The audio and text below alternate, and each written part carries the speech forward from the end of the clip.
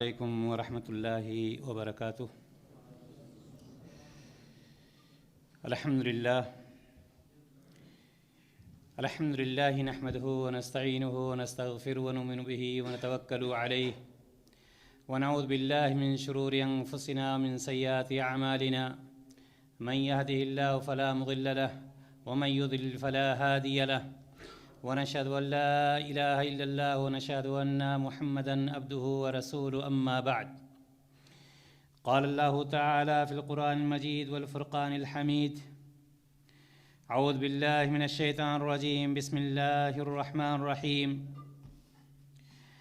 زعم الذين كفروا أن لن يبعثوا قل بلى وربي لتبعثن ثم لتنبؤن بما عملتم وذلك على الله يسير۔ دینی بھائیوں اور دوستو، تمام قسم کی حمد و ثنا، تعریف و توصیف اس اللہ رب العزت کے لیے جس نے ہم سب کو اس دار فانی میں پیدا فرمایا، اور اس کے بعد لاکھوں کروڑوں درود و سلام اس ذات مبارکہ مقدسہ اور مطہرہ پر جن کا نام اسم گرامی جناب محمد رسول اللہ صلی اللہ علیہ وسلم ہے، جنہوں نے ساری مشقتیں برداشت کر کے اللہ تبارک و تعالیٰ کے پیغام کو ہم تک اور آپ تک بحسن و خوبی من و عن A to Z پہنچایا ہے۔ محترم حضرات، آج مکتب جالیات ثنایا قدیم کی جانب سے یہ ایک دینی دعوتی پروگرام منعقد کیا گیا ہے، جس میں آپ کے سامنے انشاءاللہ تعالی قیامت کی بڑی نشانیوں کے بارے میں کتاب و سنت کی روشنی میں کچھ باتیں پیش کرنے کی کوشش کروں گا۔ اللہ تبارک و تعالیٰ سے دعا ہے الہ العالمین ہم سب کو کہنے اور سننے سے زیادہ اس پر عمل کرنے کی توفیق عطا فرمائے، آمین یا رب العالمین۔ محترم حضرات، قیامت کے بارے میں ہر مسلمان کا یہ عقیدہ ہے کہ قیامت آ کر رہے گی، قیامت کو آنا ہی آنا ہے، لیکن قیامت کب آئے گی، کب واقع ہوگی قیامت، اس کے بارے میں کوئی نہیں جانتا ہے سوائے اللہ تبارک و تعالیٰ کے۔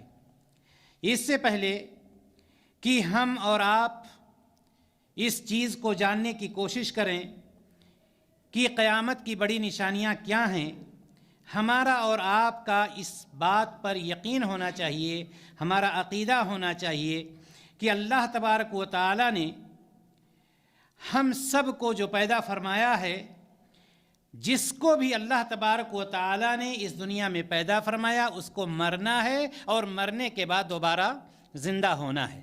اس بات پر سب سے پہلے ہمارا یقین ہونا چاہیے، ہمارا عقیدہ ہونا چاہیے، چونکہ اللہ تبارک و تعالیٰ نے قرآن مقدس میں ارشاد فرمایا زعم الذین کفروا ان لن یبعثوا، کافر لوگوں نے یہ گمان کر رکھا ہے کہ اللہ تبارک و تعالی ان کو دوبارہ زندہ نہیں کرے گا، وہ دوبارہ زندہ نہیں کیے جائیں گے، جبکہ اللہ تبارک و تعالی نے آگے نقشہ کھینچتے ہوئے فرمایا قل بلا وربی لتبعثن، کہہ دیجئے کیوں نہیں، اللہ کی قسم تمہیں ضرور دوبارہ اٹھنا ہے، زندہ ہونا ہے۔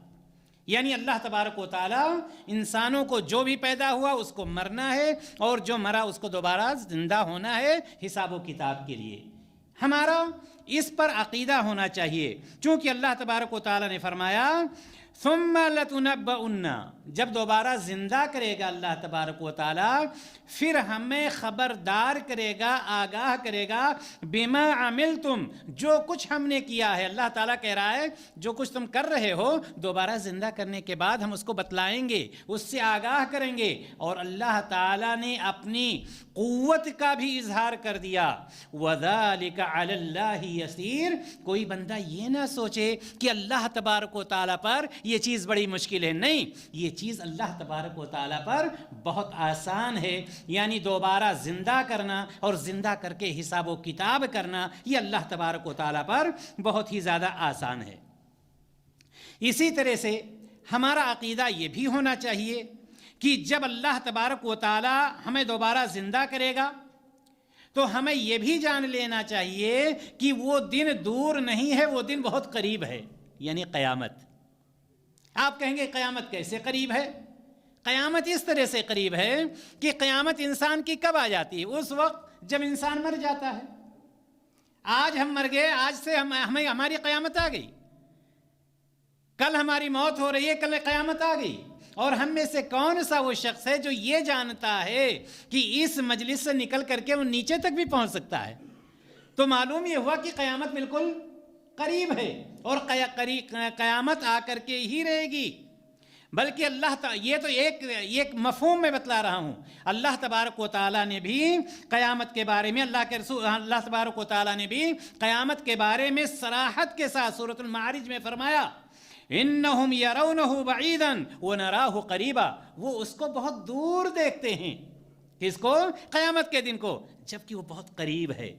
اور اللہ کے رسول جناب محمد رسول اللہ صلی اللہ علیہ وسلم ارشاد فرماتے ہیں، بعثت انا والساعۃ کہاتین وضم السبابۃ والاسطی، صحیح مسلم کی روایت، کہ اللہ کے رسول صلی اللہ علیہ وسلم نے فرمایا کہ شہادت اور درمیانی انگلی کو ملا کر کے آپ فرماتے ہیں کہ میں اور قیامت اس طرح سے بھیجے گئے، یعنی مجھے اور قیامت کو ایسے ہی بھیجا گیا۔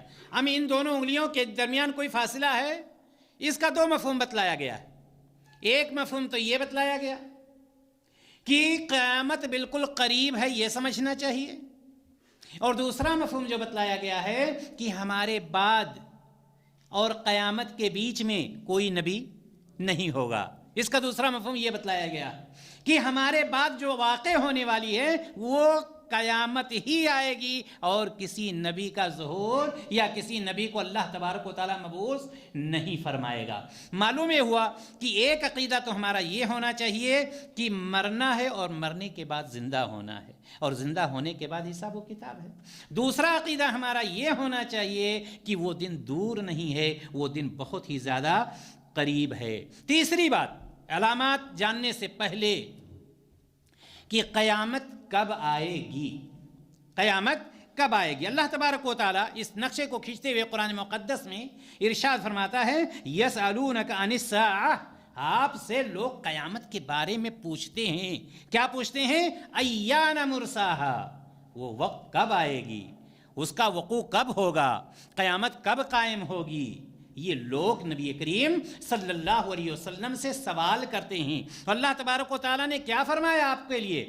اللہ تبارک و تعالیٰ نے نبی کریم صلی اللہ علیہ وسلم سے فرمایا، قرآن مقدس میں اس کا نقشہ کھینچا، قل انما علمها عند ربی، اے میرے نبی آپ کہہ دیجئے کہ اس کا علم صرف اور صرف میرے رب کے پاس ہے، اور وہ علم کوئی نہیں جانتا ہے، اس کی جانکاری کوئی نہیں ہے، اور نہ ہی کوئی جان سکتا ہے الا یہ کہ وہ وقت بالکل قریب آ جائے یا وہ واقع ہو جائے۔ اس سے پہلے قیامت کے وقوع کے بارے میں کوئی نہیں جان سکتا ہے۔ اللہ کے رسول جناب محمد رسول اللہ صلی اللہ علیہ وسلم کی وہ حدیث آپ نے سنی ہوگی جو حضرت عمر رضی اللہ تعالی عنہ کے نام سے مشہور ہے، کہ جبریل امین آتے ہیں اور آپ صلی اللہ علیہ وسلم سے کئی سوالات کرتے ہیں، اسلام کے بارے میں، ایمان کے بارے میں، احسان کے بارے میں۔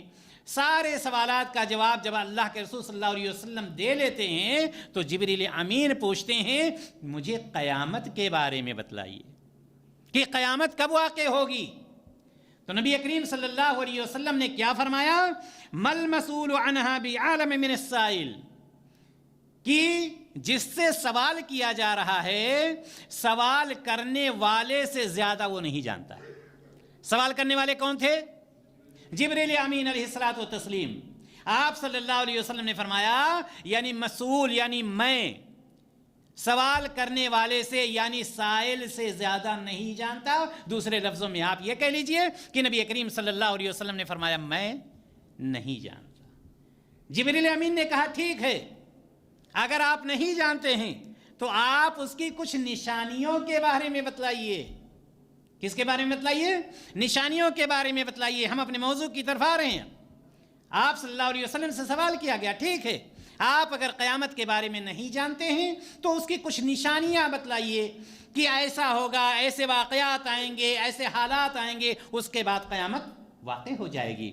تو آپ صلی اللہ علیہ وسلم نے فرمایا ان تلد الامۃ ربتہا، ایک لونڈی اپنی مالکہ کو جنم دے گی، اور تم یہ دیکھو گے کہ ننگے پاؤں، ننگے بدن فقراء مساکین لوگ،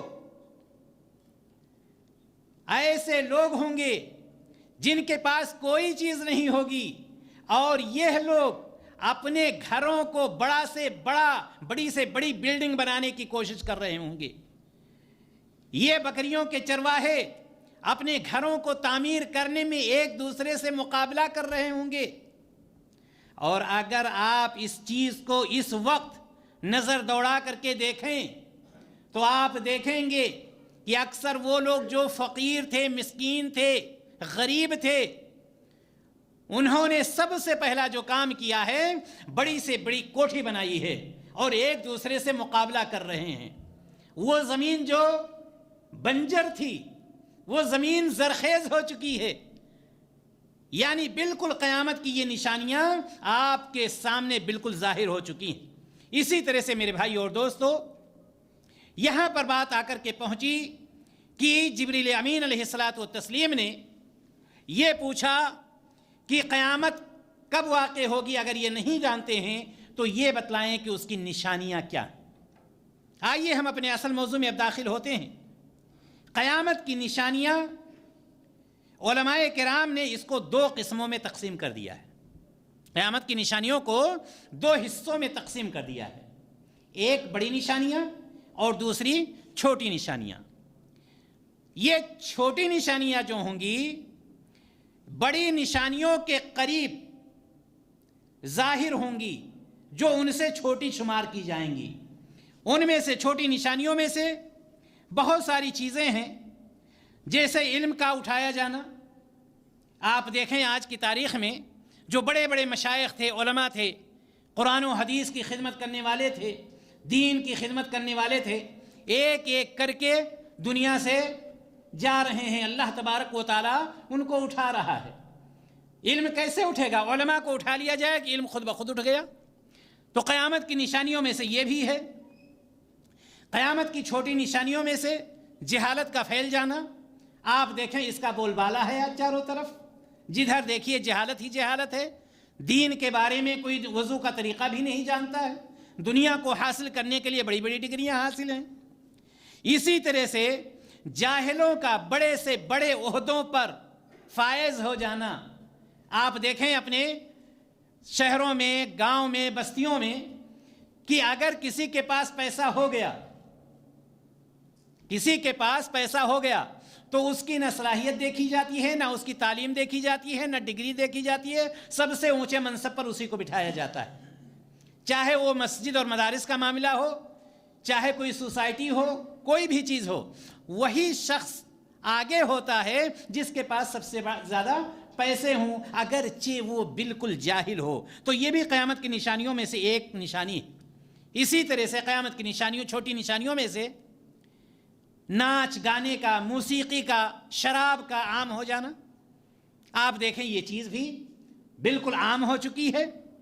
اسی طرح سے لمبی لمبی عمارتیں بنانا، بڑی بڑی بلڈنگیں بنانا، اس کو بھی آپ دیکھیں وغیرہ وغیرہ۔ یہ ساری وہ چیزیں ہیں جو چھوٹی نشانیاں شمار کی جاتی ہیں۔ بڑی نشانیوں سے مراد جو قیامت کے واقع ہونے سے کچھ عرصہ پہلے، بڑی نشانیوں سے مراد وہ نشانیاں ہیں جو قیامت کے واقع ہونے سے کچھ عرصہ پہلے واقع ہوں گی، اور ان کے بعد پھر قیامت اللہ تبارک و تعالیٰ قائم کر دے گا۔ انہی میں سے بڑی نشانیوں میں سے دجال کا آنا، ابھی ہم اس کی وضاحت انشاءاللہ تعالیٰ آپ کے سامنے پیش کریں گے۔ امام مہدی علیہ السلام کا ظہور، عیسیٰ علیہ السلام کا نزول، یاجوج اور ماجوج، زمین سے جانور کا نکلنا، سورج کا مغرب سے نکلنا، طلوع ہونا، یہ ساری چیزیں کیا ہیں؟ یہ بڑی نشانیاں ہیں۔ یہ بڑی نشانیاں ہیں جو قیامت سے بالکل قریب واقع ہوں گی، اور چھوٹی نشانیاں ظاہر سی بات ہے بڑی نشانیوں سے پہلے جو ابھی ظاہر ہو رہی ہیں۔ علامات کبریٰ یا بڑی نشانیاں قیامت کی کیا ہیں؟ اس کو ہم، چونکہ یہ بہت لمبا موضوع ہے، بڑے ہی اختصار کے ساتھ اہم چیزیں اور بعض چیزوں سے بچنے کا کیا طریقہ ہے، اس کو ہم آپ کے سامنے پیش کرنے کی کوشش کریں گے کہ ہم اس سے کیسے بچ سکتے ہیں۔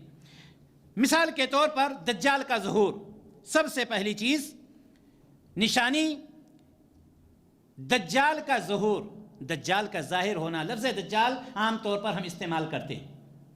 نبی کریم صلی اللہ علیہ وسلم نے اپنے امت کو دجال کے فتنے سے اس لیے آگاہ کیا ہے تاکہ ہماری امت اس کے فتنے سے بچ سکے، اپنے آپ کو محفوظ رکھ سکے۔ یہی مطلب ہے دجال کے فتنے کا آپ کے سامنے پیش کرنے کے لیے، کہ جو شخص ایسے وقت کو پائے اپنے آپ کو اس سے محفوظ رکھے۔ نبی کریم صلی اللہ علیہ وسلم نے اپنی امت کے سامنے اسی لیے اس کو پیش کیا ہے۔ لیکن سوال یہ ہے کہ دجال ہے کون؟ دجال کی نشانیاں بتلانے سے پہلے میں آپ کو یہ بتلانا چاہتا ہوں کہ دجال ہے کون۔ دجال مدینہ کے یہودی گھرانے میں پیدا ہونے والا ایک شخص جس کا نام تھا صاف، صاد الف فا۔ کیا نام؟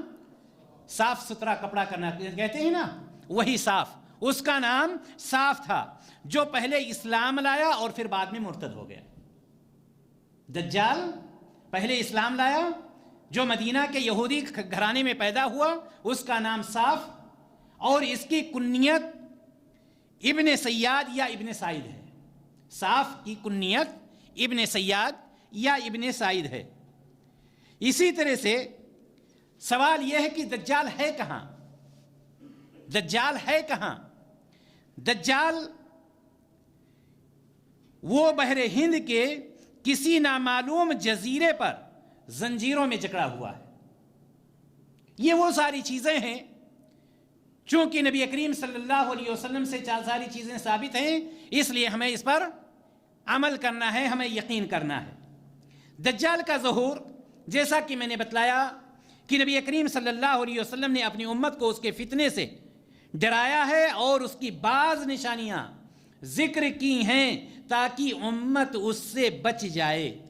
بعض نشانیوں میں سے حدیث میں آتا ہے، نبی کریم صلی اللہ علیہ وسلم فرماتے ہیں، حذیفہ بن یمان رضی اللہ تعالیٰ عنہ اس کے راوی ہیں، کہ الدجال عاور العین الیسرا، دجال کی بائیں آنکھ کانی ہوگی، الٹی آنکھ، بائیں سائڈ والی آنکھ کیا ہوگی؟ کانی ہوگی۔ ساتھ ہی ساتھ یعنی نہیں دیکھ پائے گا اس سے۔ ساتھ ہی ساتھ آپ صلی اللہ علیہ وسلم نے فرمایا جفال الشعری، اس کے بال بہت زیادہ ہوں گے، یعنی بال گھنے ہوں گے اس کے۔ ساتھ ہی ساتھ معہ جنت و نار، اس کے ساتھ جنت اور جہنم دونوں ساتھ ساتھ میں ہوں گے۔ نبی کریم صلی اللہ علیہ وسلم نے فرمایا کہ فنارہ جنت و جنتہ نار، جس کو آپ جنت دیکھیں گے وہ اصل میں جہنم ہے، اور جس کو جہنم دیکھیں گے وہ اصل میں جنت ہے۔ جنت اور جہنم، یہ شخص دونوں چیزوں کو لے کر کے چلے گا۔ اس لیے نبی کریم صلی اللہ علیہ وسلم نے فرمایا کہ جو اس وقت کو پائے وہ یہ سمجھے جو جنت دکھ رہی ہے وہ جہنم ہے، اور جو جہنم دکھ رہی ہے وہ جنت ہے۔ اس طرح سے اپوزٹ معاملہ ہے اس کے۔ دوسری روایت حذیفہ بن یمان رضی اللہ تعالیٰ عنہ ہی سے ہے کہ نبی کریم صلی اللہ علیہ وسلم نے فرمایا کہ یقیناً میں دجال کے متعلق زیادہ جانتا ہوں کہ اس کے ساتھ کیا کچھ ہوگا۔ اس کے ساتھ 2 نہریں ہوں گی۔ اس کے ساتھ پہلی روایت میں آپ نے دیکھا کہ جنت اور جہنم لے کر چل رہا ہوگا اور معاملہ ایک دوسرے کے برعکس ہوگا۔ دوسری روایت حذیفہ بن یمان رضی اللہ تعالیٰ عنہ کی کہ اس کے ساتھ 2 نہریں ہوں گی، ان میں سے ایک میں سفید پانی ہوگا جو آنکھوں کے سامنے نظر آ رہا ہوگا، یعنی سب کوئی دیکھے گا۔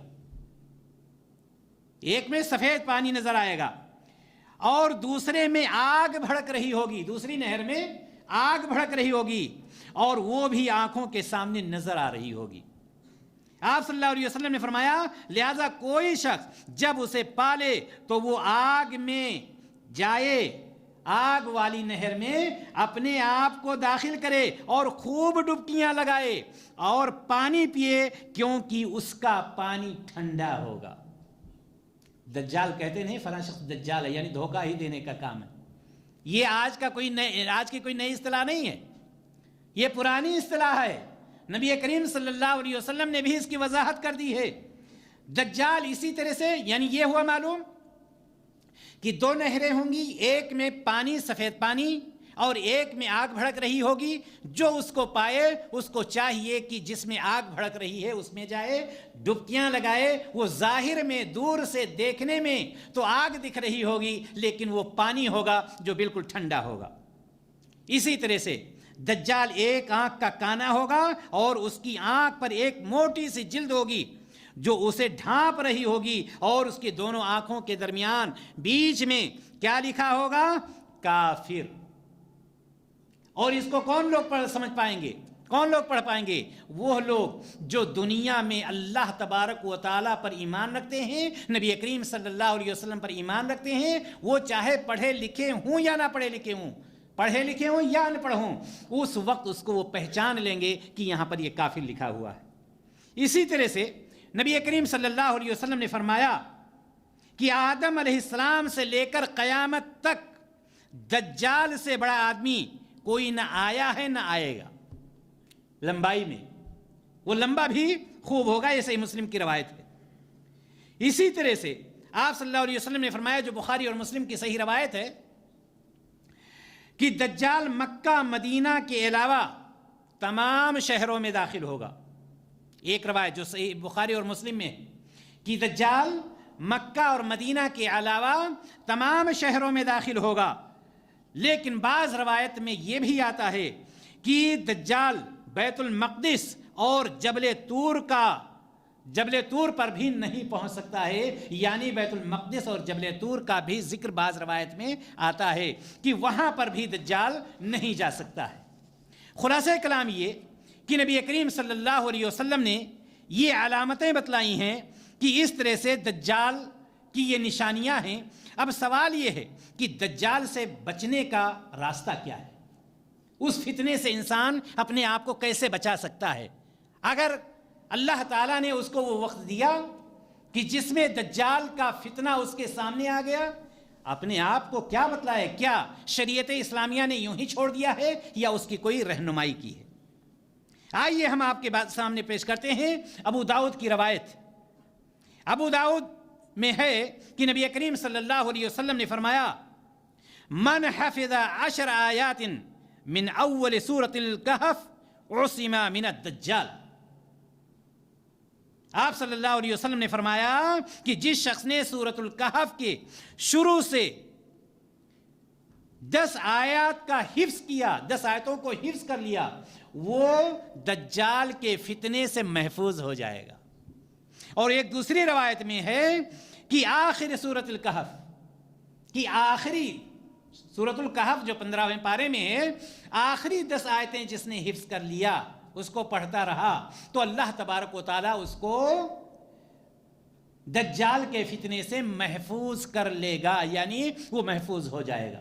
خلاصہ کلام یہ ہے کہ دجال کے فتنے سے بچنے کا طریقہ جو نبی کریم صلی اللہ علیہ وسلم نے فرمایا وہ یہ کہ سورۃ الکہف کی چاہے اول کی 10 آیتیں یا دوسری روایت کے مطابق آخری 10 آیتیں، لہٰذا ہمیں اور آپ کو چاہیے کہ پورے سورۃ الکہف کو ہم حفظ کر لیں کہ اللہ تبارک و تعالیٰ ایسے لوگوں کو جو اس سے ملاقات جو کرنے والے ہیں، لہٰذا اللہ تبارک و تعالیٰ اس فتنے سے ایسے شخص کو محفوظ رکھے۔ آئیے اب ہم اور آگے بڑھتے ہیں۔ یہ تو تھا دجال کے بارے میں۔ امام مہدی علیہ الصلاۃ والتسلیم کے بارے میں، امام مہدی علیہ السلام کے بارے میں کہ امام مہدی کا ظہور یہ بھی قیامت کی بڑی نشانیوں میں سے ایک نشانی ہے۔ امام مہدی علیہ السلام کے تعارف کے سلسلے میں سب سے اہم چیز جو ہے وہ لفظ امام اور مہدی ہے۔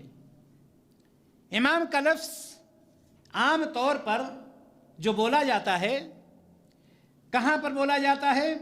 مسجد میں نماز پڑھانے کے لیے جو عالم دین ہوتے ہیں ان کو کیا کہا جاتا ہے؟ امام۔ یا اسی طرح سے محدثین جو ہیں جنہوں نے بخاری، مسلم، ابو داؤد، نسائی، ترمذی یہ کتابیں لکھی ہیں ان کو بھی امام کہتے ہیں، جیسے امام بخاری، امام مسلم، کہتے نہیں کہتے ہیں؟ لہذا جب ہمارے ذہن میں کوئی امام کا لفظ آتا ہے تو انہی دونوں معنوں میں سے کسی ایک معنی کی طرف ہمارا ذہن جاتا ہے کہ کوئی عالم دین ہے امامت کر رہا ہے، یا کوئی فقیہ ہے، کوئی محدث ہے جس نے کتابیں لکھی ہیں، اس کو ہم امام کہتے ہیں۔ اسی طرح سے امام کا لفظ احادیث میں جو آیا ہے وہاں پر ایک معنی اور لیا گیا ہے۔ وہ معنی کیا ہے؟ حاکم یا خلیفہ یا امیر لشکر کے معنوں میں استعمال ہوتا ہے۔ حدیث میں امام کا لفظ جو استعمال ہو رہا ہے، حاکم یا خلیفہ یا لشکر کا امیر، جماعت کا امیر، اس کے لیے بھی امام کا لفظ استعمال ہوا ہے۔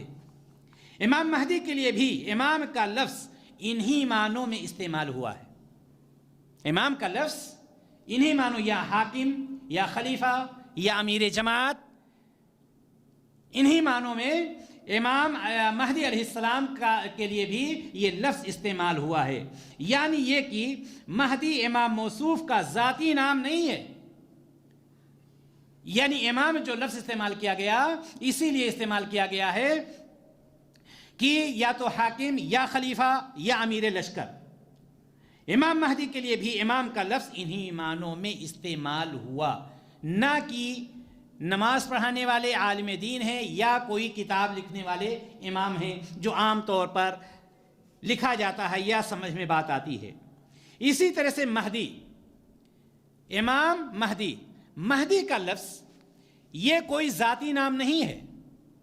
مہدی کا لفظ جو ہے، یا کوئی یہ سمجھے کہ ان کا نام ہے خاندانی نام، جیسے ہمارا اور آپ کا ماں باپ نے نام رکھا ہے، ایک نام ہے عبداللہ، عبد الرحمن، ابو بکر، عثمان، یہ نام ان کا کوئی خاندانی نام نہیں ہے، بلکہ اپنے لغوی مفہوم جو ابھی بتلایا گیا اوپر، کیا؟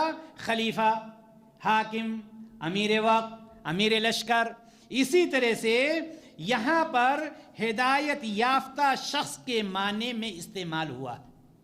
ہدایت یافتہ، ہدایت یافتہ لفظ کے معنی میں استعمال ہوا ہے، لہذا امام مہدی سے مراد ایسا ہدایت یافتہ خلیفہ ہے۔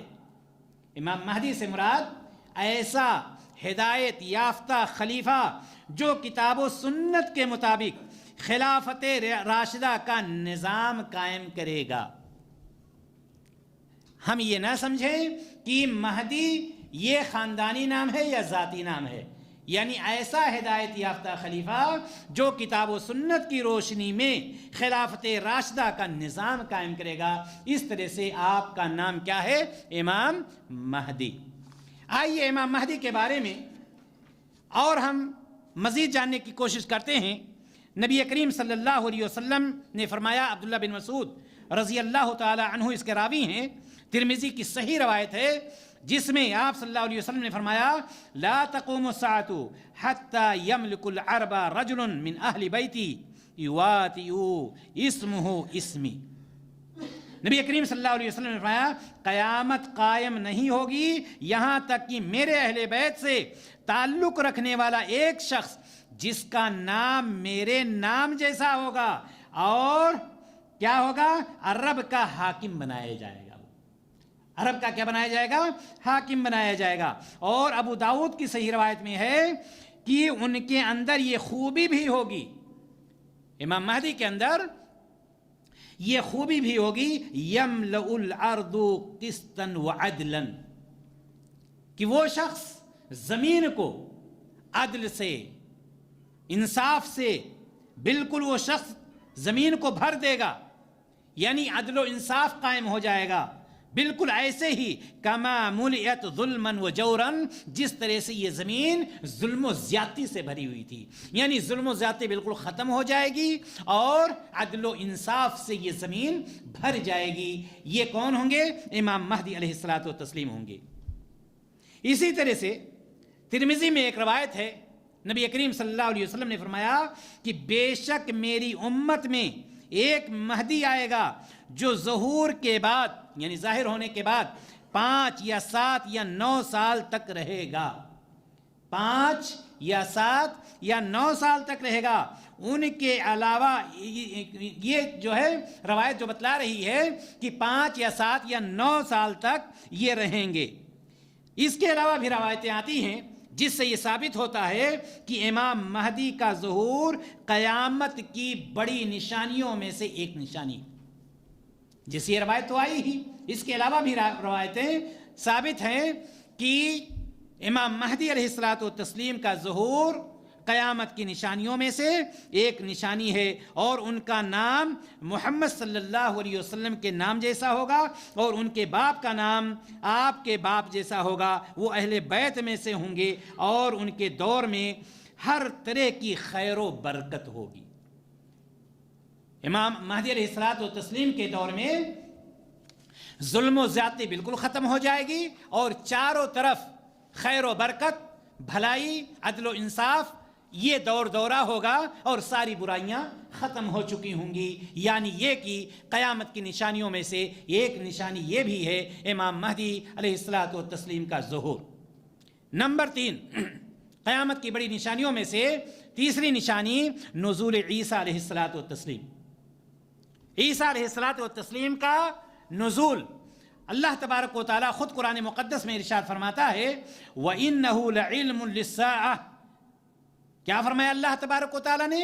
और बेशक ईसा अलैहिस्सलाम क़यामत की निशानी हैं। ये कुरान मुक़द्दस है, सूरत ज़ुख़रुफ़ में अल्लाह तबारक व तआला इरशाद फरमाता है कि ईसा अलैहिस्सलातु तस्लीम क्या हैं? क़यामत की निशानी हैं। और अल्लाह के रसूल जनाब मोहम्मद रसूलुल्लाह सल्लल्लाहु अलैहि वसल्लम ने इन निशानियों को भी बतला दिया है। और ये भी आप जानते चलें कि अहले सुन्नत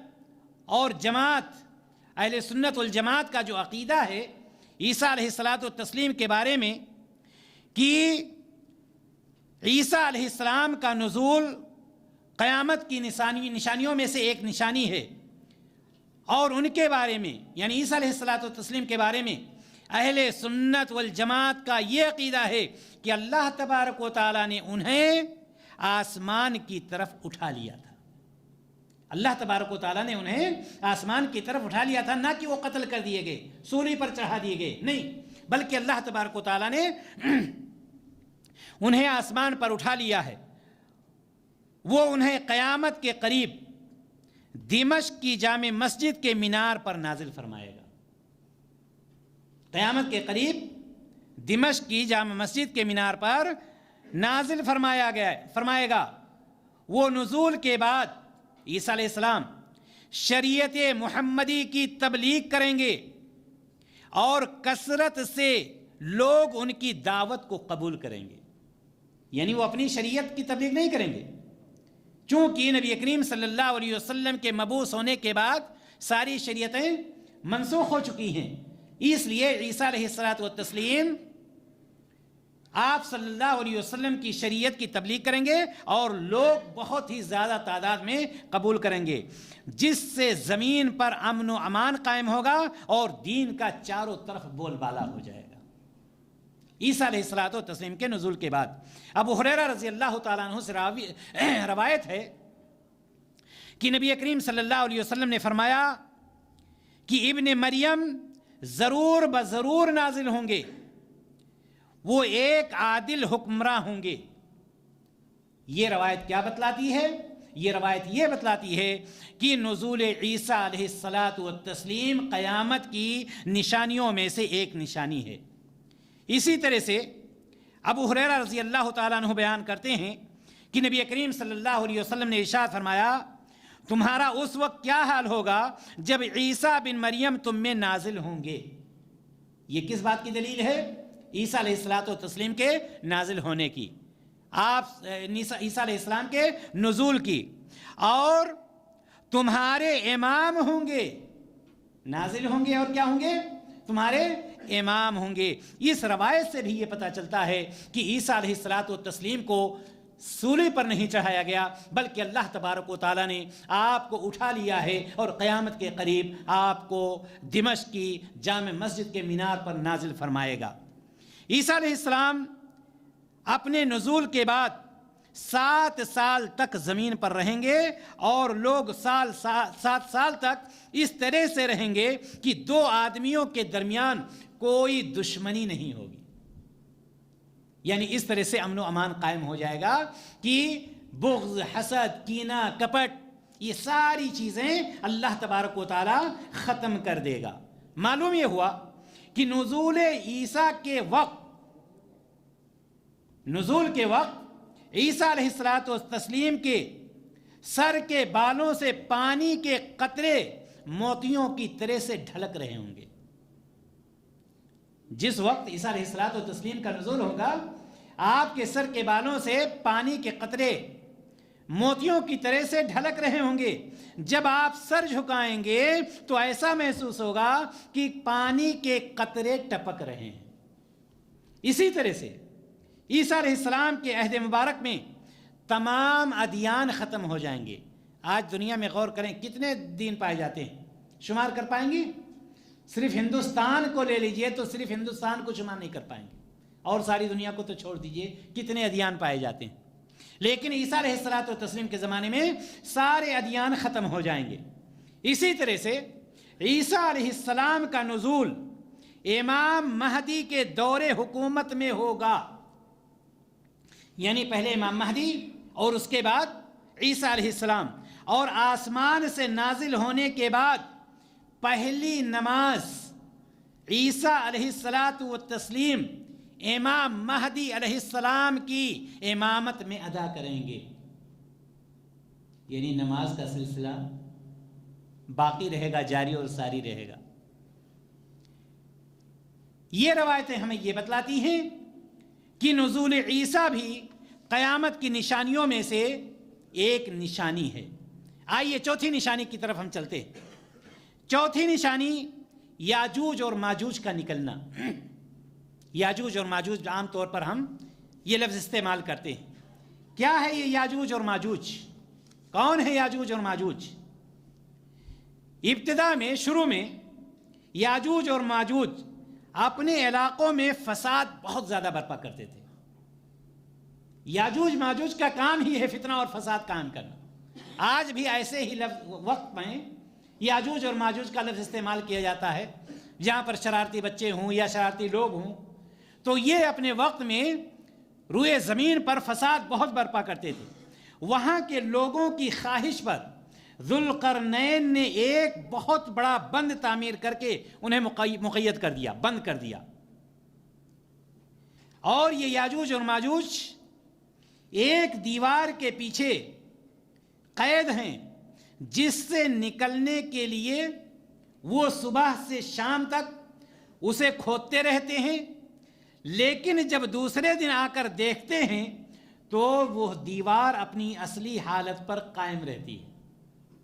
لیکن یہ کوشش میں لگے ہوئے ہیں اس دیوار میں نقب لگانے کے لیے، سوراخ کرنے کے لیے.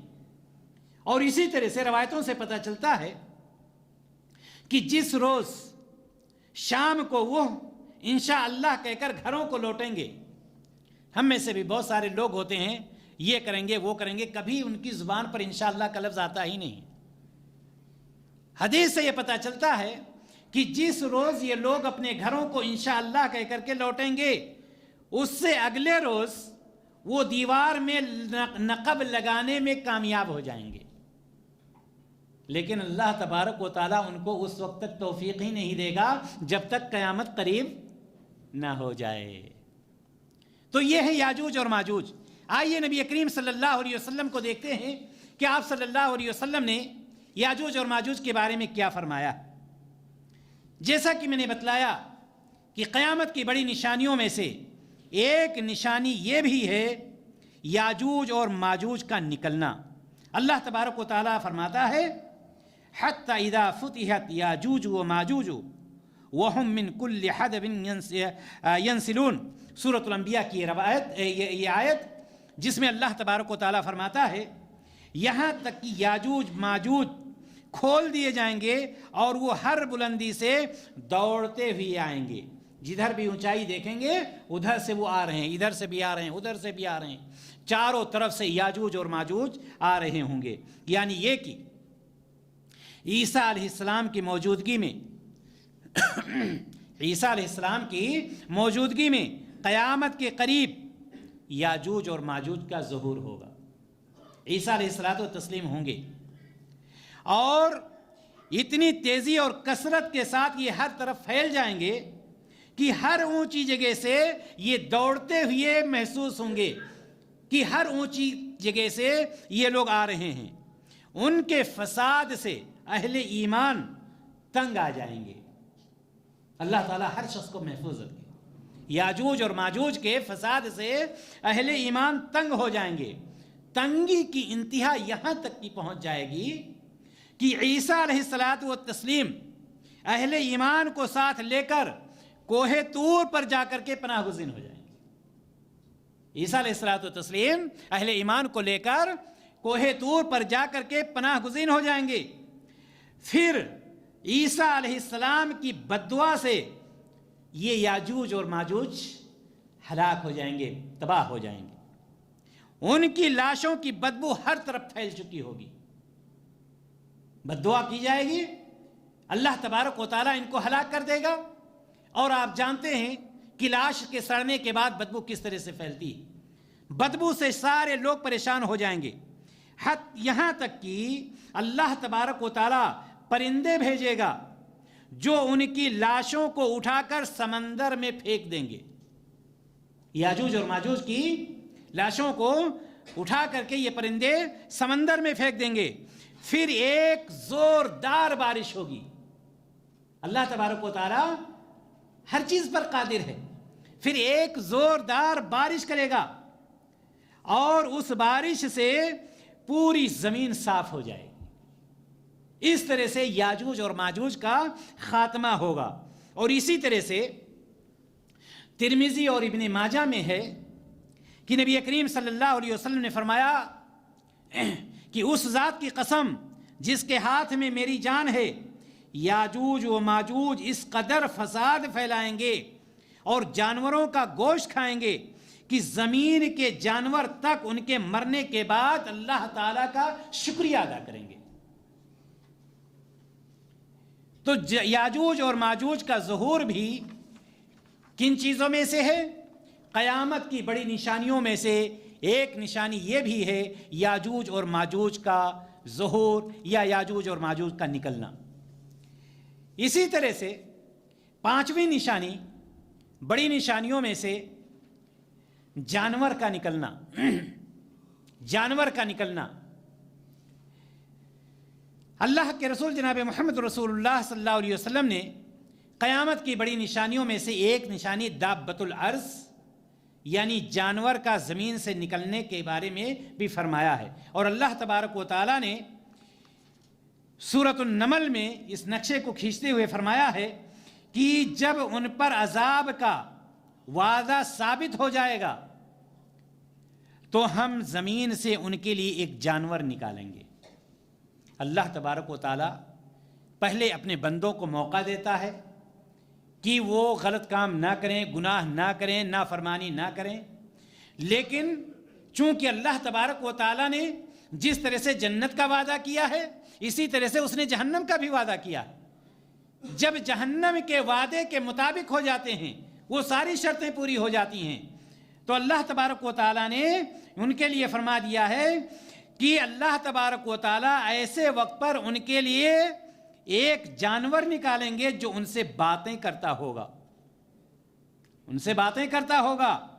لوگ ہماری باتوں پر کیا کہے گا وہ کہ لوگ ہماری باتوں پر یقین نہیں کرتے تھے. لوگ ہماری باتوں پر یقین نہیں کرتے تھے. وہ اس چیز کو بیان کر رہا ہوگا. یعنی جب لوگوں کی نافرمانی, سرکشی اور اللہ تعالیٰ کی آیات سے ان کے اعراض کی بنا پر اللہ تبارک و تعالیٰ کے عذاب کا وعدہ ان پر ثابت ہو جائے گا, جب وہ بالکل عذاب کے وہ مستحق ہو جائیں گے, تو اللہ تبارک و تعالیٰ ایک ایسا جانور ظاہر کرے گا جو ان سے باتیں کرے گا تاکہ انہیں یقین ہو جائے کہ یہ جانور اللہ تبارک و تعالیٰ کی نشانیوں میں سے ایک نشانی ہے. اور اسی طرح سے اللہ تبارک و تعالیٰ اپنی قوت کا بھی اظہار کر دیتا ہے کہ میں اس چیز پر طاقت رکھتا ہوں، میں اس چیز پر قدرت رکھتا ہوں۔ ابن عمر اور ابن عمر یہ دونوں رضی اللہ عنہما بیان کرتے ہیں کہ یہ جانور جو نکلے گا، یہ جانور مکہ میں جبل صفا سے نکلے گا۔ جبل صفا کہاں ہے؟ مکہ میں۔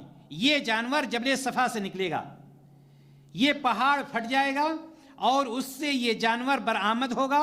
یہ اس وقت ہوگا جب زمین پر خیر و بھلائی کا وجود نہیں ہوگا، جب خیر و بھلائی بالکل ختم ہو چکی ہوگی، نہ ہی کوئی بھلائی کا کام کرنے والا ہوگا، نہ بھلائی کا حکم دینے والا ہوگا۔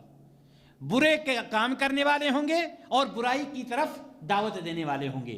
ایسے وقت میں اللہ تبارک و تعالی اس جانور کو ظاہر کرے گا، اور نہ ہی اس وقت کسی کو یہ خواہش ہوگی یا تمنا ہوگی کہ توبہ کر لے اور توبہ کر کے اپنے گناہوں کی بخشش کروا لے۔ سارے لوگ بددین ہو چکے ہوں گے، بالکل اسلام سے، اللہ اور اس کے رسول سے دور جا چکے ہوں گے۔ اس جانور سے کوئی بھی شخص بچ نہیں سکے گا۔ کوئی یہ چاہے کہ ہم ادھر جا کر کے ادھر جا کر کے بچ جائیں تو اس جانور سے کوئی شخص بچ بھی نہیں سکتا ہے۔ اگر کوئی مومن باقی ہوگا، اس وقت اگر کوئی مومن باقی ہوگا تو یہ اسے سونگھ کر اس کے چہرے کو روشن کر دے گا۔ اس کو سونگھے گا اور اس کا چہرہ روشن ہو جائے گا، اور اس کی آنکھوں کے درمیان مومن کا لفظ لکھ دے گا۔ وہ جانور، اللہ تبارک و تعالی ہر چیز پر قادر ہے، اور اپنی قدرت کا اظہار کسی بھی طرح سے اللہ تبارک و تعالی کرتا ہے، اور کافر کو سونگھ کر کے اس کے چہرے کو سیاہ کر دے گا۔ وہی جانور جو جبل صفا سے نکلا ہے، اگر مومن کو پا گیا تو اس کو سونگھے گا، اس کا چہرہ بالکل سفید ہو جائے گا، روشن ہو جائے گا، اور اس کے چہرے پر مومن لکھ دیا جائے گا۔ اور اگر کوئی کافر ہے تو اس کو سونگھے گا اور اس کا چہرہ بالکل سیاہ ہو جائے گا، اور اس کی آنکھوں کے درمیان کافر لکھ دے گا، اور یہ باقاعدہ لوگوں سے باتیں کرے گا۔ یہ بھی یاد رکھیں، یہ جانور باقاعدہ لوگوں سے باتیں کرے گا، جس کا خلاصہ کیا ہوگا؟ باتوں کے اس کے خلاصہ کیا ہوگا؟ خلاصہ یہ ہوگا کہ خبردار، ظالموں پر اللہ تعالی کی لعنت ہو۔ آپ نے دیکھا کہ جیسا کہ بتلایا گیا کہ مومن کے پاس پہنچے گا، چہرے کو سونگھے گا، چہرہ اس کا چمکدار ہو جائے گا اور اس کے چہرے پر مومن لکھ دیا جائے گا۔ اس کے برعکس کافر کے پاس پہنچے گا اور اس کے چہرے کو سونگھے گا، اس کا چہرہ سیاہ اور اس کے چہرے پر کافر لکھ دے گا۔ مطلب کیا ہے؟ مطلب یہ ہے کہ وہاں پر یہ واضح کیا جائے گا کہ ظالموں کے لیے، منافقوں کے لیے، برے لوگوں کے لیے، اللہ اور اس کے رسول کی نافرمانی کرنے والوں کے لیے خیر نہیں ہے۔ آئیے آخری نشانی بتلا کر کے میں اپنی بات کو ختم کرتا ہوں۔ آخری نشانیوں میں سے جو آج کے درس میں آپ کے سامنے پیش کر رہا ہوں، سورج کا مغرب سے پچھم سے نکلنا، طلوع ہونا، یہ بھی ایک نشانی ہے۔ قیامت کی بڑی نشانیوں میں سے جب سورج جو ابھی مشرق سے نکل رہا ہے، جب مغرب سے طلوع ہونا شروع ہو جائے گا تو یہ یاد رکھیں کہ قیامت بالکل قریب آ چکی ہوگی۔ علامت کبریٰ میں سے یہ بھی ایک نشانی ہے، اور یہ بھی ہے کہ اس کے بعد توبہ کا دروازہ بند کر دیا جائے گا۔ جب سورج مشرق سے کے بجائے مغرب سے طلوع ہونے لگے، اس وقت توبہ کا دروازہ بند ہو جائے گا۔ حضرت ابو ہریرہ رضی اللہ تعالیٰ عنہ نے فرمایا کہ 3 چیزیں جب نکلیں گی تو اس وقت کسی ایسے شخص کا ایمان کام نہ آئے گا جو پہلے سے ایمان نہ رکھتا تھا، جو پہلے سے ایمان نہیں رکھتا تھا، پہلے سے نیک اعمال نہیں کرتا تھا، اس کا وہ ایمان کام نہیں آئے گا، یا اس نے اپنے ایمان میں کوئی نیک عمل نہ کیا تھا، تو اس وقت اس کا کوئی فائدہ نہیں ہوگا کہ اب جلدی سے ہم اپنے آپ کو سمیٹ لیں، اپنے آپ کو گناہوں سے بچا لیں۔ کون سی 3 چیزیں ہوں گی؟ سورج کا مغرب سے طلوع ہونا، دجال کا ظہور، اور زمین کے جانور کا نکلنا۔ یہ 3 ابو ہریرہ رضی اللہ تعالیٰ عنہ سے روایت کہ آپ صلی اللہ علیہ وسلم نے فرمایا کہ یہ 3 چیزیں ایسی ہیں کہ ظاہر ہونے کے بعد توبہ کا دروازہ بالکل بند کر دیا جائے گا۔ ترمذی کی ایک روایت ہے جسے البانی رحمہ اللہ نے صحیح قرار دیا ہے کہ مغرب میں توبہ کا ایک دروازہ ہے جس کی مسافت یعنی دوری 70 سال ہے۔ مغرب میں یعنی پچھم میں ایک دروازہ ہے، پچھم یہ ہے ایک دروازہ جس کی مسافت 70 سال ہے، اس وقت تک کھلا ہوا ہے اور اس وقت تک بند نہیں ہوگا جب تک ادھر سے سورج طلوع نہیں ہوتا ہے۔ توبہ کا دروازہ، توبہ کا دروازہ جس کی مسافت 70 سال ہے، اس وقت تک وہ توبہ کا دروازہ بند نہیں ہوگا جب تک سورج پچھم سے یعنی مغرب سے طلوع ہونا شروع نہیں ہو جاتا ہے۔ یہ 6 نشانیاں جو عام طور پر بڑی نشانیوں میں اور بھی ہیں، یہ عام طور پر یہ بیان کی جاتی ہیں جس کو ہم نے آپ کے سامنے پیش کرنے کی کوشش کی ہے۔ سوال یہاں پر یہ ہے آخری چیز کہ قیامت کن لوگوں پر قائم ہوگی؟ قیامت کن لوگوں پر قائم ہوگی؟ کون سے وہ لوگ ہیں جن پر قیامت قائم ہوگی؟ قیامت ان لوگوں پر قائم ہوگی جو برے لوگ ہیں، اچھے لوگوں پر قیامت قائم نہیں ہوگی۔ ان میں کوئی بھی نیک، اس وقت کوئی بھی نیک آدمی، صالح آدمی نہیں ہوگا، سارے کے سارے برے لوگ ہوں گے۔ چونکہ انس بن مالک رضی اللہ تعالیٰ عنہ سے روایت ہے کہ نبی کریم صلی اللہ علیہ وسلم نے فرمایا لا تقوم الساعة حتى يقال في الارض اللہ اللہ، قیامت قائم نہیں ہوگی یہاں تک کہ زمین میں اللہ اللہ کہنے والا کوئی نہیں ہوگا۔ جب سارے لوگ ختم ہو جائیں گے اس وقت اللہ تبارک و تعالی قیامت کو قائم کرے گا۔ اسی طرح سے دوسری روایت ہے کہ نبی کریم صلی اللہ علیہ وسلم نے فرمایا قیامت کسی ایسے شخص پر قائم نہیں ہوگی جو اللہ اللہ کہتا ہوگا۔ خلاصہ کیا ہے؟ خلاصہ یہ ہے کہ قیامت ان لوگوں پر قائم ہوگی، قیامت ان لوگوں پر قائم ہوگی جو برے لوگ ہوں گے، یا دوسرے لفظوں میں جو جہنمی لوگ ہوں گے، جو جہنمی لوگ ہوں گے، جو نافرمان لوگ ہوں گے۔ اس وقت تک قیامت قائم نہیں ہو سکتی جب تک روئے زمین پر ایک بھی شخص اللہ اللہ کہنے والا ہوگا یا اللہ تبارک و تعالیٰ پر ایمان لانے والا ہوگا۔ خلاصہ کلام میرے بھائی اور دوستو یہ ہے کہ آج کے درس میں جس کا خلاصہ یہ ہے کہ سب سے پہلے ہمارا اور آپ کا یہ ایمان ہونا چاہیے کہ جو بھی پیدا ہوئے ہیں ان کو مرنا ہے اور مرنے کے بعد دوبارہ ان کو زندہ ہونا ہے۔ ایک عقیدہ ہمارا یہ ہونا چاہیے، اور دوسرا عقیدہ ہمارا یہ ہونا چاہیے کہ قیامت بہت قریب ہے، قیامت بہت قریب ہے، قیامت دور نہیں ہے۔ اور تیسری چیز جو سب سے زیادہ اہم ہے کہ قیامت کب آئے گی اس کو کوئی نہیں جانتا سوائے اللہ تبارک و تعالیٰ کے۔ اور چوتھی اور آخری چیز، نشانیاں تو میں نے آپ کو بتلائی ہی 6 نشانیاں، ان کے علاوہ آخری چیز یہ کہ قیامت کن لوگوں پر قائم ہوگی؟